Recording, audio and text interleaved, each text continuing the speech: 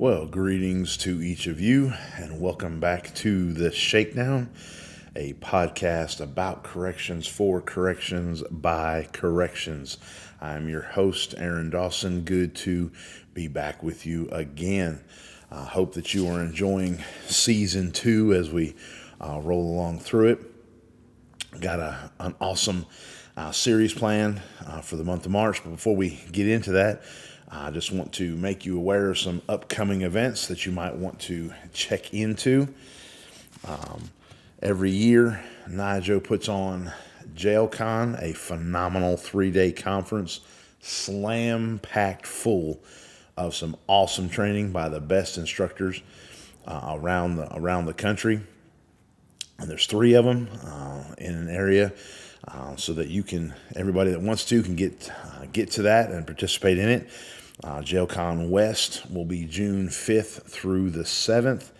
JailCon South will be August 28th through the 30th, and JailCon Central will be October 24th through the 26th. West will be in Arizona, South will be in Alabama, and Central will be in the state of Indiana. So you can check it out on their website, jailtraining.org, and you can get all the details, get registered, get planning to participate in JailCon. You will not be sorry if you participate in a JailCon. Another thing that is upcoming in the month of September 25th through the 29th, NIJO's Elite Class number 4 will be taking place.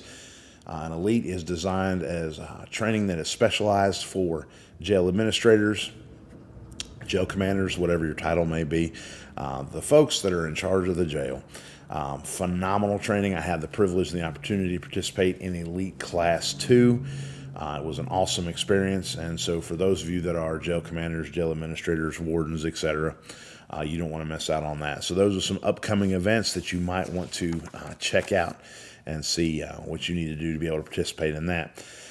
But as I mentioned earlier, in the month of March is officially Women's History Month, and so in light of that, decided to do to interview some folks, some ladies that are in leadership roles in the corrections world, and so have got some great interviews lined up. Looking forward to chatting with each of these ladies, and for myself and for y'all to be able to glean from some of their experiences and some of their wisdom, if you will, that they've gained over the years. Today we're going to be interviewing Miss Natasha Goins. She's the jail commander at Jennings County Sheriff's Office in North Vernon, Indiana. And so I'm going to have a great conversation with her, and I hope that you guys can get some good stuff from her experience as well. So without further ado, let's get to the interview. All right. Well, we are here today with Miss Natasha Goins, as I said, the jail commander from Jennings County Sheriff's Office.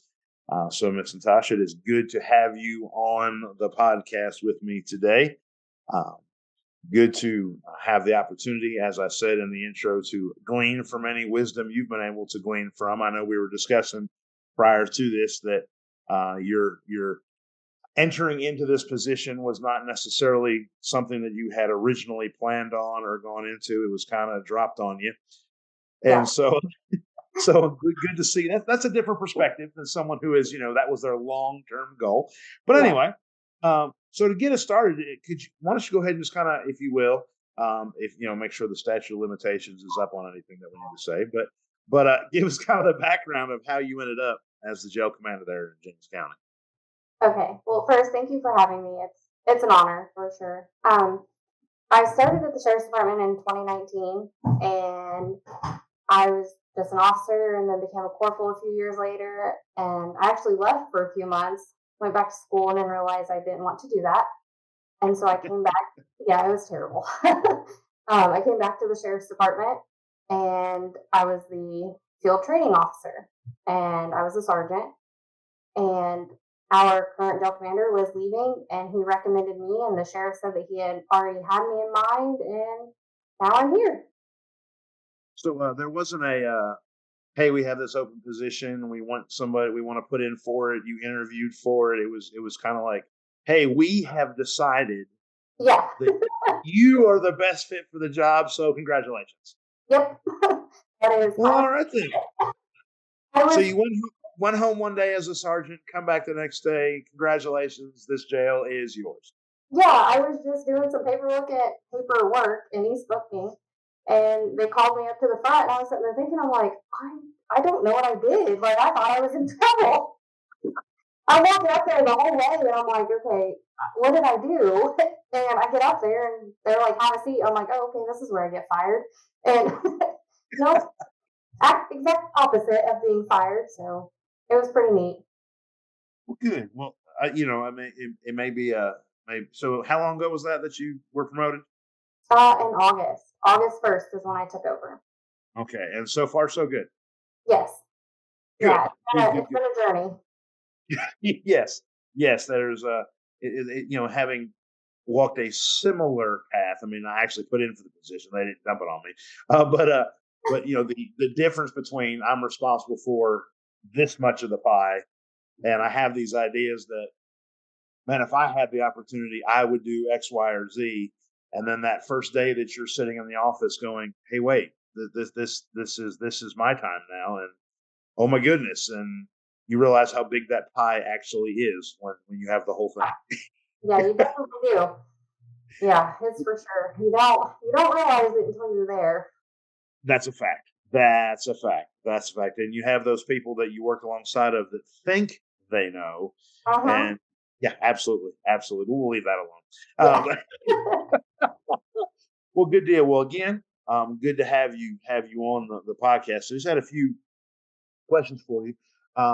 Basically being that March is Women's History Month, and just kind of getting the perspective of some ladies that are in leadership positions in the corrections field. I know that we like to think of corrections as there really isn't any difference, male, female. It's a job. We've got to do the job, but reality is there is some difference of experience just because of the career that it is. And so, Yeah. just to kind of get things started, I wanted to see if you felt like, as you from the very beginning, when you signed on and joined the sheriff's office, all the way through your career now as a jail commander, do you feel that you faced any challenges in your career specifically because you're a woman? Honestly, here, no. Like I've never had that experience where being a female has ever stopped me or put a damper in my career or anything like that. I have never experienced that here. Good, good, and that's awesome. The Now, as far as the uh, dealing with the inmates, do they? I mean, now that you're the jail commander, that puts a whole new twist on things.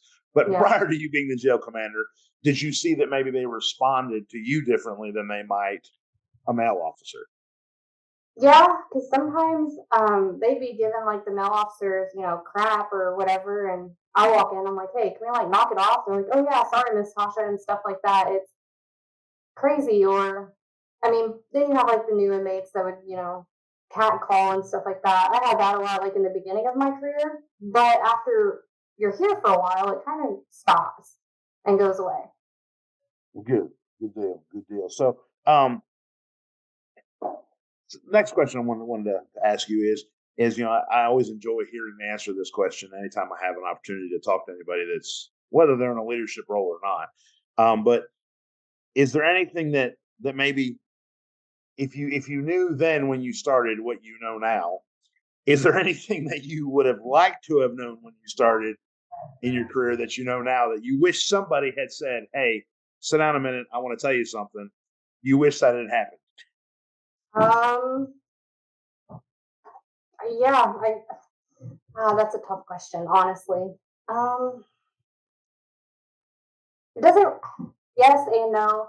I feel like it doesn't matter like how many times you train on something and stuff like that. It's like the real life experiences. Sure. I wish that there was a better way at those, I guess. Laws and stuff like that. We laws and policies, we go over them a lot more now than we ever did. And I feel like it would have been better like in the beginning to start off like with those and stuff like that. Sure, maybe know some of the whys behind the Yeah. what. That this Yeah. isn't just an arbitrary rule that somebody come up with because they were bored one day and said, "Hey, we're going to change the policy and do this." Yeah, For you to exactly. understand as the line officer, no, we have to do this, and here's why. Because if we don't, so forth and so on. Yeah.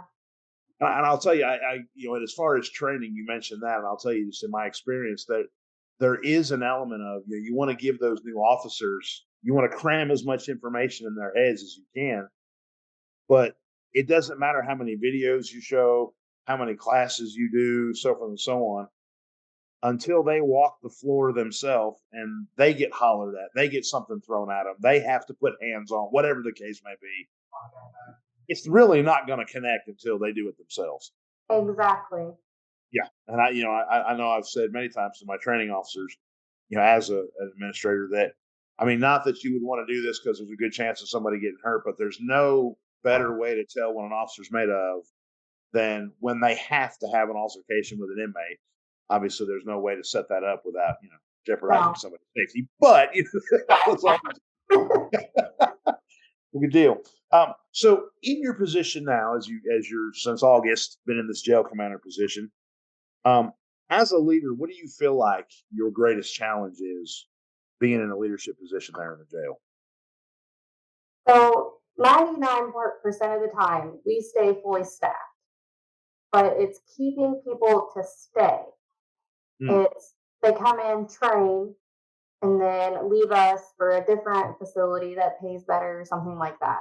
I think that is our greatest struggle right now is just keeping people because I get it. Everybody has families and they need to make more money, so I can't be upset with anybody for leaving for that. But I feel like that's our greatest challenge right now. Do you in the folks that have they started with y'all and then they went on to another agency or something else, has there been an opportunity for you to been able to talk to some of them and figure out what it is that caused them, if you will, to go somewhere else? Yeah, I have. And And it's the answer usually was pay. they. It's Yeah. more money. So, and that is something that in talking to folks, that I don't know that there's any law enforcement agency, especially with the economy being the way it is right now. I mean, if you're just looking at pay scale, Uh-huh. there are so many places that are needing people, from whether it be retail, whether it be a plant, whatever the case may be, that they're offering, whether it's signing bonuses or so forth and so on, that it makes it hard for law enforcement agencies to compete with that. I mean, Uh-huh. we know we have the insurance, we know we have the retirement, but if somebody's looking at, I can make $4 more an hour just going right over there. Yeah, exactly. Yes. Excuse me. So, in kind of connection to that last question, in your opinion, would you feel like that retaining staff would be the greatest challenge facing the profession as a whole, not just you as a leader, but the profession? Would you see that as the greatest challenge, or was there something else maybe you think that would be equal or greater than that as far as the profession? I feel like that's a like retaining staff is a really big one, but I also feel like mental health these days is a really, really big issue, like with our profession and stuff like that. Yes, yes, and I'm assuming you're referring to um, the officers. And inmates. So in Indiana, um, you know, personally, my experience has been in the state of Alabama as far as administration, and I know in Alabama back in 2010 and 2015, the state legislature, they basically gutted a bunch of the funding for mental health in the state, closed down 3 state mental health hospitals, referred all the patients to community mental health care, which basically just meant they turned them out on the street and they Yeah. start in our jails. Are y'all? I mean, is it something similar that y'all are dealing with in Indiana? Yep, we have the same issue. They closed a couple of the places down that we had, and then they put them in group homes, like the mental health. Everybody went to group homes and stuff like that. So a lot of the times they come to jail or just I feel like a lot of people to mask their mental health is their answer is addiction. So Sure, that's another sure. struggle that we have, people coming in and out all the time and stuff. So there's not a lot of resources for mental health. And as far as y'all at your facility Uh-huh. I mean, do you have access to some mental health professionals that can work with the inmates while they're there with y'all? We do. We have one person. and he is fantastic and is on call to us 24/7. He's great. He helps and he does wonders, and he'll help people whenever they leave get set up, with the right path and stuff like that. So Good, good, good, good, good. I mean, I know that's not the answer, but at least it's you have something to work with on yeah, that. exactly. And then, touching on with what you said about the mental health for the officers, Mhm.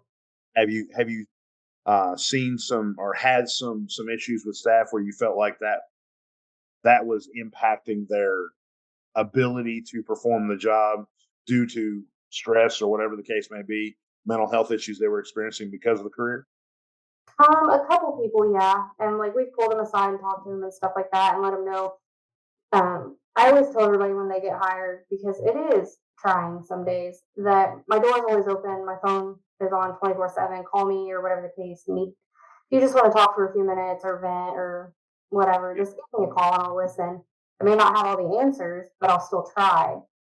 And so we've run into that a couple times and let them know we have a program through our nursing company that we go through where they can call, and then those people will check on them throughout the day, like text messages and stuff like that. So that's pretty awesome.